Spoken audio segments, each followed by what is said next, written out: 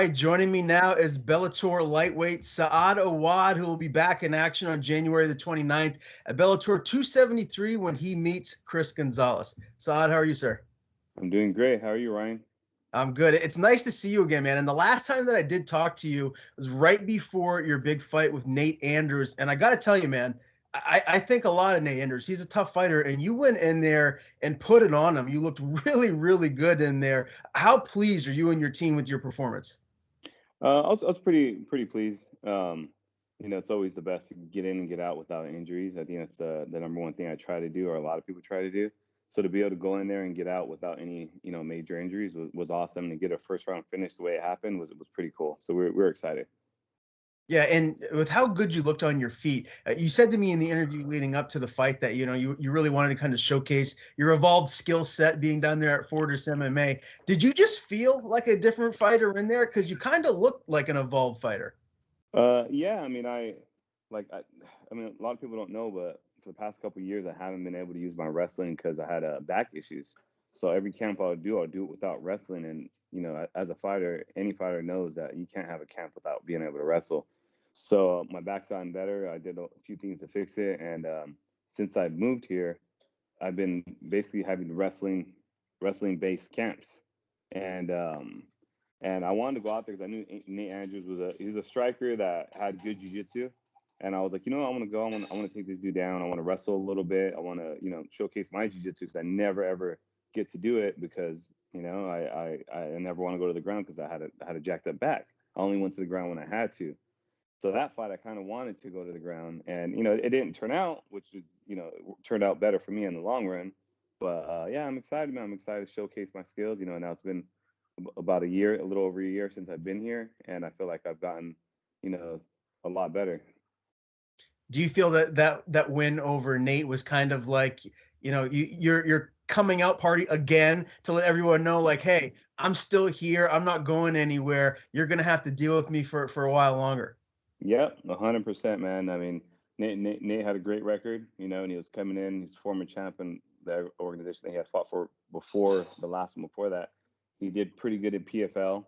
He beat some good guys in PFL, and he was coming in, riding a little bit of a horse, and I just had to be that guy to show him where I'm at and just keep moving forward. What has life been like for you since? It's been awesome. It's been awesome. We moved to Texas, been out here for about a year. Oh, not since, but since I moved here.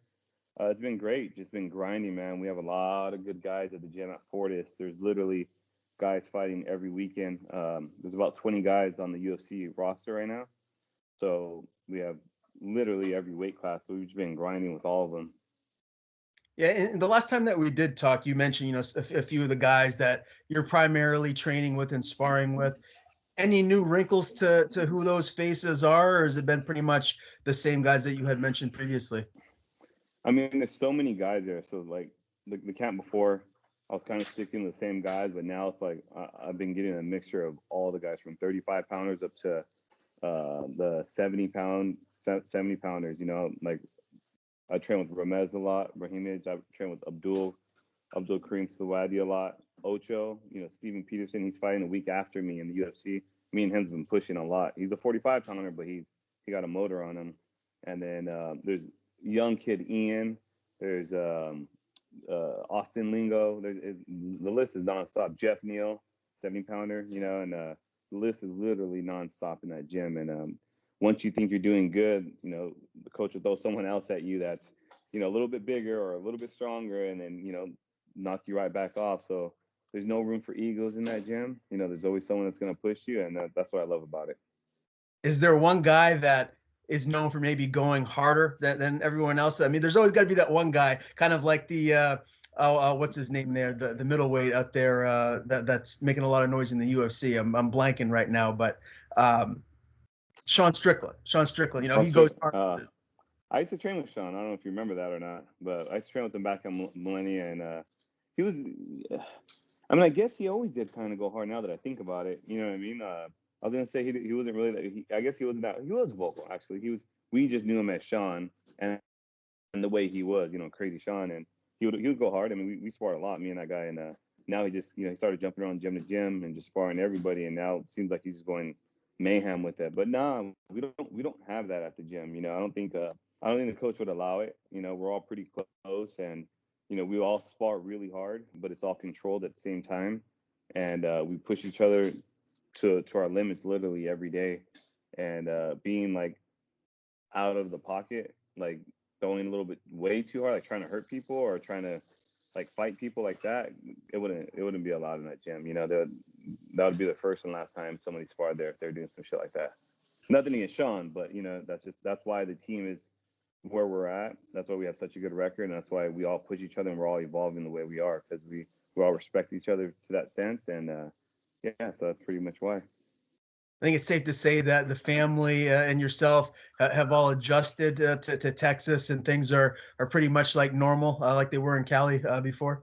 Yeah. I mean, the only difference is not having family, nearby. But besides that, like we have family members. My mother-in-law flies out here literally like once a month, almost seems like it, which is awesome, And she was just here. She left yesterday. She left no, yesterday. Yeah, she left yesterday. So she was just here, and it's cool. I mean, our neighbors are great. Everybody here, we treat each other like family, and couldn't have asked for a better place to move. I know you're a professional through and through, and you take your MMA training very seriously. But I always want to ask fighters, especially when they have a fight, early on in the new year, because you just went through Thanksgiving, you just went through Christmas and the New Year, and everyone's eating and being a little bit more merry. How difficult is that for you now at this stage of your career to stay super disciplined, to not eat a little extra food around this time of year when you're training for a fight? To be completely honest, it's not difficult at all for me. It's I've been doing it long enough where I can control my ways with my eating and stuff, and I stay um I stay I eat clean year round, so I never let my weight get crazy out. So like when the holidays do come, I'll eat whatever I want, and I'll go up a couple pounds, and then that following week it comes right back off because it's just that extra weight. I'm not one of those guys to sit here and cheat for 3 months and gain an extra 15, 20 pounds. Now I got to lose all that fat weight. I've never been that. In the beginning of my career, I was, but I'm damn near going on 40 fights. And one thing I did learn was you got to take care of your body. And I think that's why I'm still actively fighting, is because I have taken care of my body for so long.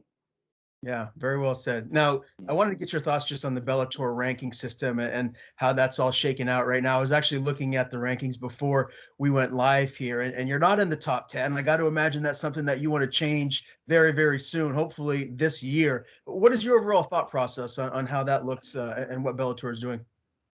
To be completely honest with you, as a fighter and athlete signed with the organization, and being around as long as I have, it those rankings don't mean anything to me. But I know as a fan and as like someone looking on and just looking at it, that's the first thing they look at. So I know it makes a difference in their eyes, but for my eyes, it doesn't make a difference, because you look at guys in the ranking that should have never been in there in the first place, and there's guys that obviously deserve to be there. So to me, like, it doesn't mean anything to myself, but I know it means stuff to the fans. So if it takes for me to get in those rankings to build up to a title fight, then I want to be there. If not, I fucking care less. You know what I mean? Okay, good enough. Well, I'm sure another win or two, you'll be vaulting right back up into that top 10 and maybe moving towards the top 5 and title shot down the line. But before we dive into your upcoming fight in Bellator 273, I wanted to get your pick for the UFC titles this Saturday. Francis Ngannou, Cyril Gane, heavyweight championship, and obviously Moreno and Figueiredo at 125. Who do you see winning those fights? Um, I think, shit, I don't know, man. I haven't really put too much thought into it, but I mean, I think the heavyweight bout could go either way. Both dudes hit super hard, and both dudes are one punch away from finishing a fight. We all know that. So to say like I'm picking a favorite, I'll be lying to you. But I mean, it could go either way. I know Sirigano or whatever his name is. He hasn't lost yet, so that's a big thing. When you haven't lost, you kind of have a chip on your shoulder. Sometimes you'll take chances you shouldn't take, and I think against a dude like Francis that hits as hard as he does, you don't want to take those chances, because you're gonna take a chance and wake up on your back with your eyes, rolled behind your head. So I might have to give the edges to Francis just because he's been there before. He's He's lost, and he knows what it's like to lose. And he knows what it's like to fight more than one round. So I would give it to Francis, and for the Moreno fight, I would give it to Moreno. He beat Figueroa twice. I think Figueroa is a monster. I think he'll beat almost any guy in that division. But the fact that he's lost to him twice, no matter what the situation was, it's going to be in the back of his head, and he might try to take chances he shouldn't take just because he's lost. Or if he tries to play it safe, I think Moreno has his number. All right, I'm looking forward to it, man. Now, the headlining fight of Bellator 273 is for the heavyweight title as well, and that obviously is Ryan Bader, Valentin Moldavsky. Who do you see winning that fight, and how excited are you for it? Because that's a big card to be on. It's cool. It's cool. I've been on a couple big cards, throughout my career, so it's cool. To me, it doesn't make a difference because the spotlight's not on me, so it doesn't make a difference for me personally. But I mean, I guess it's cool. I mean, I don't really even. Sometimes I don't even hang out to watch the fights, or most of the time I don't. I just kind of leave and do my own thing after, go get some food. But I like Bader. I like watching him fight. I think he's a tough competitor. Um, I think he's gonna have to get homeboy down to build his confidence in the fight.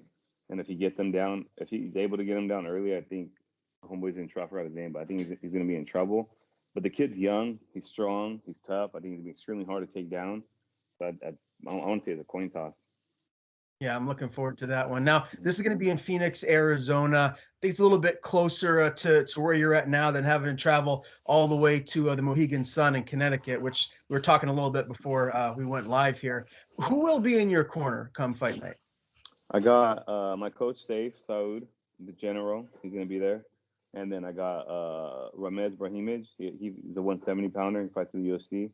And then I also got Kareem Abdul Silwadi.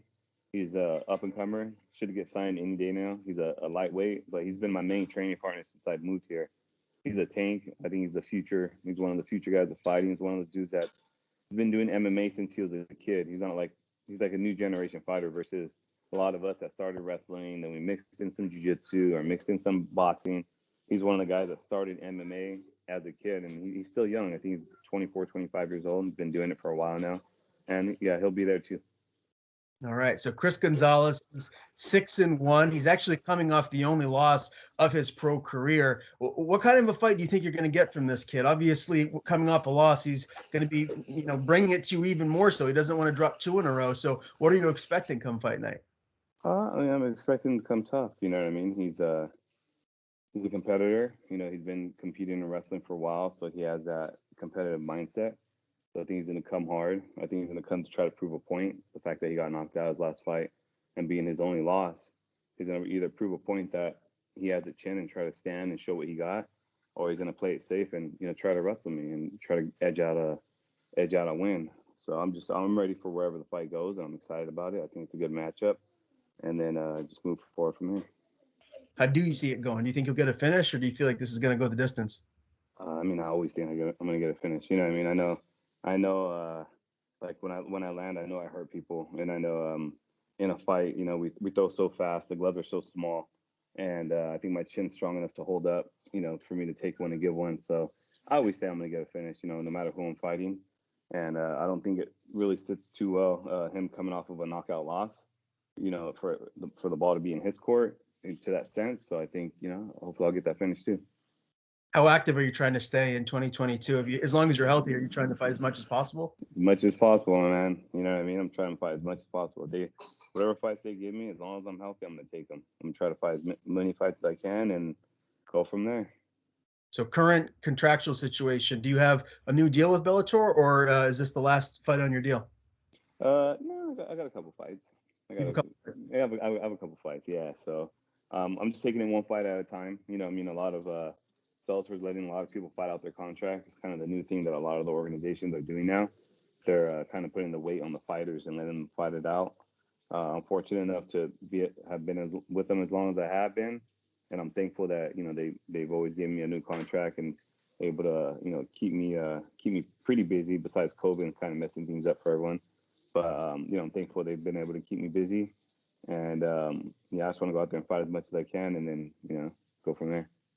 Awesome, man. Well, Saad, it's always a pleasure to talk to you, my man. Again, Saad Awad meets Chris Gonzalez, January the 29th at Bellator 273. Before I let you go, as always, I want to give you the floor. Tell people where to follow you on social media. And if you have anyone to thank, any sponsors, the floor is yours.